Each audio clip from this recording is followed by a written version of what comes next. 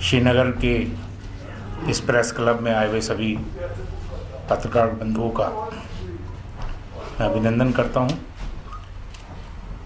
आपको बताया कि हमारा पार्टी का विस्तार, पार्टी का संगठन कैसे मजबूत हो, नए साथियों को जोड़ने का मकसद, और दूसरा मकसद मैं जो आपने सवाल बीच में मैं इन शॉर्ट में आपको बताना चाहता हूं, जो पार्टी के साथ, जो पार्टी के खिलाफ जो यहाँ पर एंटी एक्टिविटीज़ जो पार्टी से निकाले गए हुए साथी हमारे पूर्व में, क्योंकि वो साथी मेरे साथ ज्वाइन किया उन्होंने, वो पार्टी का यहाँ फाउंडर मेंबर बताते हैं अपने आप को।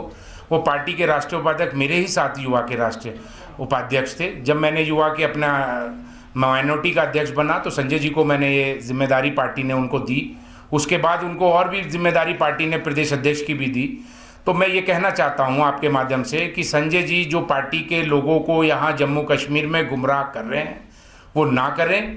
अगर वो इस तरीके की पार्टी की बातों को बता रहे हैं, पहले पार्टी का कॉन्स्टिट्यूशन पढ़ें और फिर आगे की कार्रवाई उस पर करें। तो इस वक्त सदर कौन है? नहीं, मैं यही अब बात बताना चाह रहा था। मेरे पत्रकार बंधु ने मेरे से बीच में ये बात पूछी है, तो मैं उसमें ये बताना चाह रहा था पार्टी का अध्यक्ष कैसे बनता है, कौन बनाता है। ये हमारे पास इलेक्शन कमीशन में हमारी अपडेट सारी इलेक्शन कमीशन के पास है।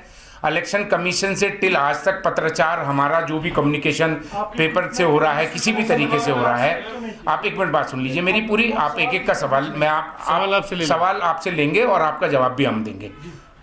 तो कैसे होता है, कौन उसको कॉल करता है मीटिंग को, कैसे हम लोगों ने उन सांसदों को जो 15 तारीख को जो पार्टी से निकाले गए सांसद और पार्टी से निकाले गए पदाधिकारी, वो किसी भी तरह से एक घर में एक मीटिंग अपने आप में नहीं 5 लोग बैठ के कर नहीं सकते। ये मेरा कहने का मकसद है।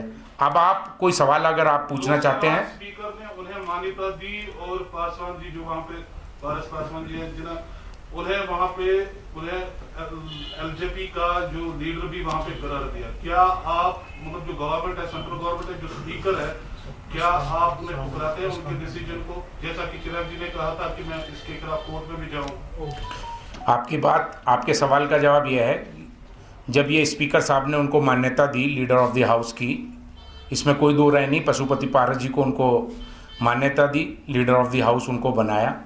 उसके बाद हमारे पार्टी का एक डेलीगेशन, चिराग जी के नेतृत्व में 5 सदस्यों का डेलीगेशन ऑनरेबल स्पीकर साहब से मिला। उस पर हमने पुनर्विचार याचिका उनको दी, उन्होंने उस पर रखा विचार करने के लिए, उन्होंने हमसे समय मांगा। इसी बीच में उनको पार्टी या जो भी आदरणीय प्रधानमंत्री जी के द्वारा कैबिनेट में शामिल किया गया। हम उसके अगेंस्ट हाई कोर्ट जाने का काम हमारी पार्टी ने किया। हाई कोर्ट का ये डायरेक्शन हुआ कि ऑलरेडी ऑनरेबल स्पीकर एक कॉन्स्टिट्यूशनल पोस्ट है, पहले आप वहाँ से जो आपकी याचिका है उस पर निर्णय हो जाए तब आप कोर्ट आइएगा। तो ये ऑलरेडी उस पर हम लोग कहीं किसी चीज़ से मना नहीं कर रहे कि उनको लीडर नहीं बनाया, उनको आज वो कैबिनेट में मंत्री भी हैं, हम उस पर कोई एतराज़ नहीं कर रहे हैं। वो उन्होंने बनाया, उनका अधिकार है। हाउस में स्पीकर ने उनको बनाया, ठीक है, लेकिन जो हमारा पार्टी का आर्टिकल कॉन्स्टिट्यूशन ये कहता है, कोई भी पार्टी का अध्यक्ष, अभी हमारे मुख्य सचेतक बीजेपी से उनको बदलने का काम हुआ, वो तो पार्टी के राष्ट्रीय अध्यक्ष ने किया। अभी पीछे आप देख रहे होंगे इस हाउस से चलने से पहले कांग्रेस भी अपना लीडर बदलना चाह रही थी, लेकिन जो भी है पार्टी के सबके अलग अलग कॉन्स्टिट्यूशन में अलग अलग पॉइंट्स हैं। लेकिन आप हमारे आर्टिकल जो हमारा पार्टी का कॉन्स्टिट्यूशन कहता है, पार्लियामेंट्री बोर्ड होता है, वो ये नियुक्त करता है कौन हाउस का लीडर होगा, कौन मुख्य सचेतक होगा, कौन विप होगा, कौन क्या होगा। ये हमारे पार्टी के कॉन्स्टिट्यूशन में लिखा है कि ये हमारे आदरणीय राष्ट्रीय अध्यक्ष और कैबिनेट के पार्लियामेंट्री बोर्ड के चेयरमैन का अधिकार है।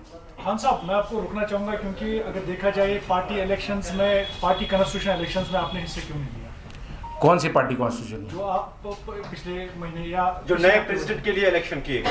नहीं, सुनिए, हम नहीं, जिसके बारे में आप बात कर रहे हैं उन्होंने हिस्सा लिया था? नहीं, उन्होंने भी उसमें हिस्सा नहीं लिया या नहीं लिया, मैं उसमें नहीं जानना चाहता। उसमें आपने क्यों नहीं हिस्सा लिया? नहीं, हम क्यों लेंगे? देखिए, पार्टी, आप इसी बात को थोड़ा सा समझने की कोशिश कीजिए। पार्टी की जो मीटिंग है, पार्टी की नेशनल एग्जीक्यूटिव की मीटिंग जो बुला सकता है, तो वो पार्टी का राष्ट्रीय प्रधान महासचिव ही बुला सकता है, जो वो अब हमारे अब्दुल खालिक साहब हैं। हमने 20 तारीख को बुलाई, 20 तारीख को जो हमने मीटिंग बुलाई, उसका तरीका इनविटेशन का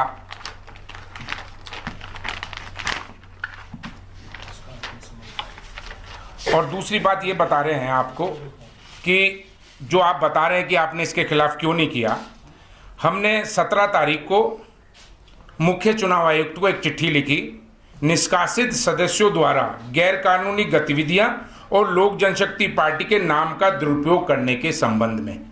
ये हमारे पास लेटर है, आप इसको जूम करके आप इसको देख सकते हैं, पकड़ सकते हैं। इस पे इलेक्शन कमीशन का ऑलरेडी ये स्टैंप है।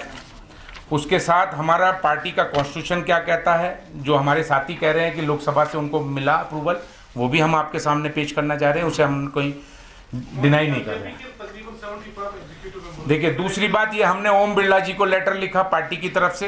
लोकसभा स्पीकर ने चिराग जी की एप्लीकेशन रिजेक्ट क्यों की? नहीं, रिजेक्ट नहीं की, अभी वो विचाराधीन है, इसको आप वो नहीं कहिएगा, अभी वो विचाराधीन है। देखिए, उनकी अपनी प्रक्रिया होती है, वो उस पर अपना समय लेंगे। आप कोर्ट में भी गए थे इस सवाल? नहीं, कोर्ट में इसी के लिए गए थे, कोर्ट में पार्टी का कोई कोर्ट नहीं किया हमने जो कहा कि हाउस में लीडर के ऊपर हम लोगों ने ऑब्जेक्शन किया था। अभी जो आपकी मतलब सेक्शन ऑफ योर साइड, तो कितने एमपीज आपके साथ में हैं? नहीं, हमारे पास अकेले हमारे राष्ट्रीय अध्यक्ष एमपी हैं, पार्टी के राष्ट्रीय अध्यक्ष वही हैं, और जो निकाले हुए गए पदाधिकारी हैं जिनको निकाल दिया गया, जो उनके खिलाफ हमने इलेक्शन कमीशन में भी लेटर लिखा हुआ है। क्या संजय सराफ को भी निकाला गया है? जी जी बिल्कुल, संजय सराफ को भी निकाला गया, संजय सराफ को। और तो आपके कहने का मतलब पारस जी भी जो है लोक जनशक्ति पार्टी? नहीं, पारस जी लोक जनशक्ति पार्टी के कुछ नहीं है। आपके साथ देखिए, ये संजय सराफ जी का लेटर है, एग्जीक्यूटिव मेंबर्स की तादाद बता रहा हूं मैं आपको। पार्टी के राष्ट्रीय अध्यक्ष आदरणीय चिराग पासवान जी हैं और रहेंगे अगले 2024 तक। और ये मैं नहीं कह रहा हूँ, ये इलेक्शन कमीशन ऑफ इंडिया के यहाँ है record. The Adesh Hospital is a majestic 7-story building with a basement, a landmark that cannot be missed on the Bathinda-Barnala National Highway number 7. It is a multi-speciality tertiary care hospital having capacity of 650 beds. The entrance foyer of the hospital has enough space to seat more than 1,350 patients and their attendants waiting for registration, buying medicines, or visiting their relatives. The emergency department is conveniently located close to the main entrance from the highway for easy and quick access to ambulance. The maternity care unit, 2 operation theaters, 4 labor rooms, and neonate nursery are also situated on the ground floor, thus making it easily accessible to female patients. The outpatient departments are provided with modern equipments. The ICU complex consists of medical intensive care unit, intensive cardiac care unit, respiratory intensive care unit, surgical intensive care unit, pediatric intensive care unit, neonatal intensive care unit, and renal dialysis unit. Investigative laboratories are equipped with latest state-of-the-art technologies, instruments, and equipments. There are 12 ultra-modern operation theaters in the hospital with the latest equipment for the anesthesiology department. The hospital has fully equipped, licensed, state-of-the-art blood bank for whole blood and component processing facility, which works around the clock under the Department of Transfusion Medicine. Adesh Hospital,